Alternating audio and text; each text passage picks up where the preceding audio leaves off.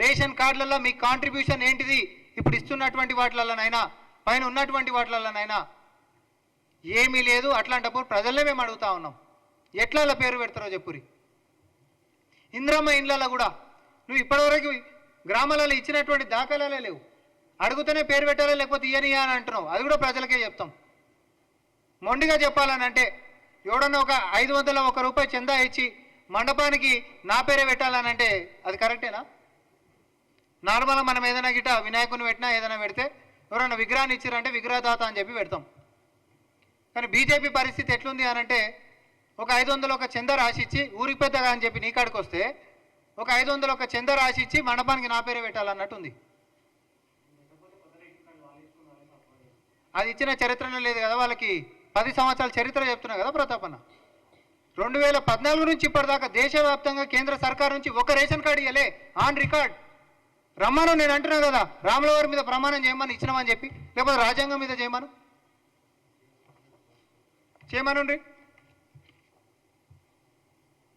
ఎందుకు ఇట్లాంటి అబద్ధాలు? కేంద్ర మంత్రి స్థాయిలో ఉండి మీరు ఇట్లాంటి అబద్ధాలు ఆడి ఎవరిని ముంచుతారు? గణతంత్ర దినోత్సవం నిన్న 76 సంవత్సరాలు పూర్తి చేసుకున్నాం. గతంలో ఎప్పుడన్నా ఇట్లాంటివి ఉన్నాయా? భేషజాలాలు ఉన్నాయా? ప్రజల మధ్యలో ఎంతసేపు చిచ్చులు పెట్టేసేసి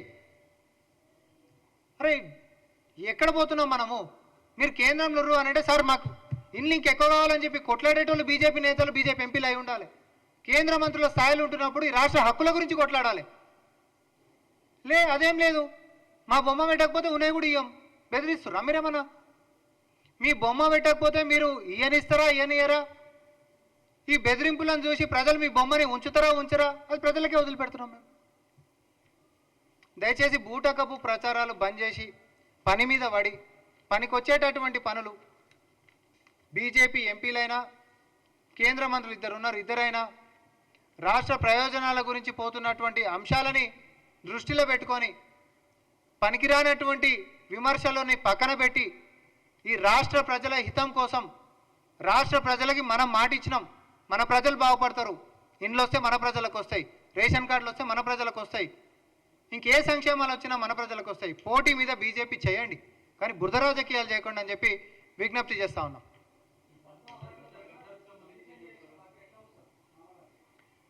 బండి సంజయ్ గారి వ్యాఖ్యలు ఒకటి జస్ట్ వాంటెడ్ టు షో.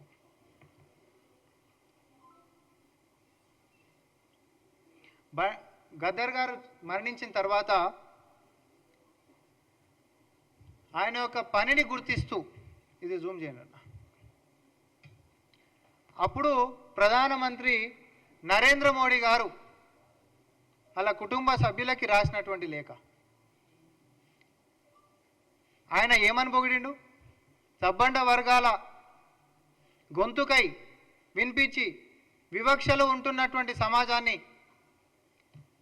వివక్ష రహితంగా ముందుకు తీసుకొని పోయేటటువంటి ప్రయత్నం చేసినటువంటి ఆ యొక్క మహానుభావుడు లెక్క పొగుడుతూ ప్రధానమంత్రి గారు మరి లేఖ రాస్తే, బండి సంజయ్ గారు ఆయన ప్రధానమంత్రి గారు ఇట్లా నిలబడి మాట్లాడుతుంది.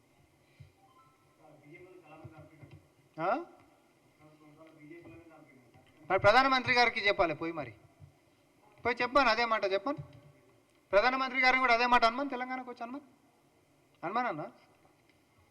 మీకు కళ్ళు నెత్తికెక్కినాయి. నేను చెప్తున్నా, అహంకారం అనేటటువంటిది ఎప్పుడైనా, మీరు ఈరోజు మాటలు పేలుతున్నాం కదా, ఇంద్రమ్మ గారిది కూడా ఇంకొక పదం కూడా అన్నారు, వేరే పథకాల పేర్లు కూడా ఇంకోమన్నా కూడా పేర్లు పెట్టుకోండి అని చెప్పి అన్నాడు. ఆ పదాలు కూడా మేమేం ఉచ్చరించాం. అల్పంగా మాట్లాడకూరి, అహంకారంగా అసలు మాట్లాడకూరి. నేను చెప్తా ఉన్నా, ప్రజల గురించి మాట్లాడితే మీకే కీర్తి వస్తుంది, ప్రజల సంక్షేమం గురించి మాట్లాడితే మీకే వస్తుంది. జస్ట్ ఏదో మనం మాట్లాడేసేసి ప్రజలని ఇట్లా డివైడ్ చేయాలి అనేటటువంటి ఆలోచనతోటి రాజకీయాలకి ఇట్లా చేస్తే, విధ్వంసపు రాజకీయాలకి పూనుకుంటున్నటువంటిది, విడదీసేటటువంటి రాజకీయాలు చేస్తున్నటువంటి బీజేపీ నాయకుల యొక్క వైఖరి తెలంగాణ సమాజం స్పష్టంగా చూస్తుంది. తెలంగాణ ఉద్యమాన్ని తన గొంతుకై ముందుకు నడిపించి రాష్ట్ర సాకారంలో పునాదిరాయి అయినటువంటి గద్దర్ గారిని పట్టుకొని నువ్వు అడ్డగోలుగా మాట్లాడితే నీ కాంట్రిబ్యూషన్ ఏంది బండి సంజయ్ గారు? అసలు తెలంగాణ రాష్ట్రంలో నీ కాంట్రిబ్యూషన్ ఏంటిది? ఇచ్చిన పార్టీగా మేము కొట్లాడుకున్నట్టుగా సబ్బండ వర్గాలు అట్లా ముందు నడిపించినటువంటిగా తెలంగాణ అమరవీరులు అయిపోయినటువంటి వాళ్ళందరూ ఉద్యమకారులు వీళ్ళందరిది పాత్ర ఒకటైతే అసలు నీ పాత్ర ఏంటిది, మీ పార్టీ పాత్ర ఏంటిది? తెలంగాణని విడదీసిన దాన్ని పార్లమెంటు సాక్షిగా వ్యంగ్యంగా మాట్లాడినటువంటి ప్రధానమంత్రి గారిని చూస్తాం. అదొక చీకటి దినంగా అభివర్ణించినటువంటి ప్రధానమంత్రి గారిని చూస్తాం. తెలంగాణ అన్న తెలంగాణ పట్ల ఎప్పుడు కూడా చిన్న చూపు ఉంటున్నటువంటి మీ యొక్క వైఖరి ఆ రోజు తనకపోయినటువంటి ఐటీఐఆర్ అయినా లేకపోతే మీకు ఇచ్చుడు కుదరనే కుదరదని చెప్పినటువంటి బయారం ఉక్కు పరిశ్రమ అయినా ఏ అంశంలో కూడా తెలంగాణకి ఈరోజు మిగతా రాష్ట్రాలతోటి పోల్చుకుంటే మనకు మొండి చేయి చూపిస్తున్నటువంటి కేంద్ర సర్కార్ని అయినప్పటికీ మా విజ్ఞతతోటి 10 సార్లు కాకపోతే 20 సార్లు అయినా కేంద్రం దగ్గరికి పోయి కేంద్ర ప్రభుత్వం లెక్క మేము మాట్లాడుతూ ఉన్నాం, బీజేపీ లెక్క చూస్తలే. ఎందుకోసం అనంటే రాష్ట్ర ప్రజల ప్రయోజనం కోసం మాత్రమే. అది చాతగాంతనం అనుకుంటే మీరు అనుకుంటే మీరు చాలా అపార్థం చేసుకున్నట్టు అవుతారు. మా ప్రజలకి ఇల్లు కట్టియనీకే మా నాయకుడు రేవంత్ రెడ్డి గారు 4 మెట్లు దిగుతా అని చెప్పిండు. మా నాయకులు మొత్తం 4 మెట్లు కిందికి దిగిండ్రు, కేంద్రాన్ని అడుగుతుండ్రు. కానీ మీరేదో కేంద్రం దగ్గరికి వచ్చిండ్రు కదా అంటే మీ కాళ్ళకాడకు వచ్చినట్టు గిట్ట మీరు ఏదో ఫీల్ అయిపోతే మాత్రం తెలంగాణ సమాజానికి రెండొచ్చు. విజ్ఞతతో మర్యాదతో మాకు కావాల్సినటువంటి దాన్ని విజ్ఞప్తి చేసుకోవడం కూడా మాకొచ్చు. చెప్తే వినకపోతే ఎట్లా సాధించుకోవాలన్నా కూడా మాకొచ్చు.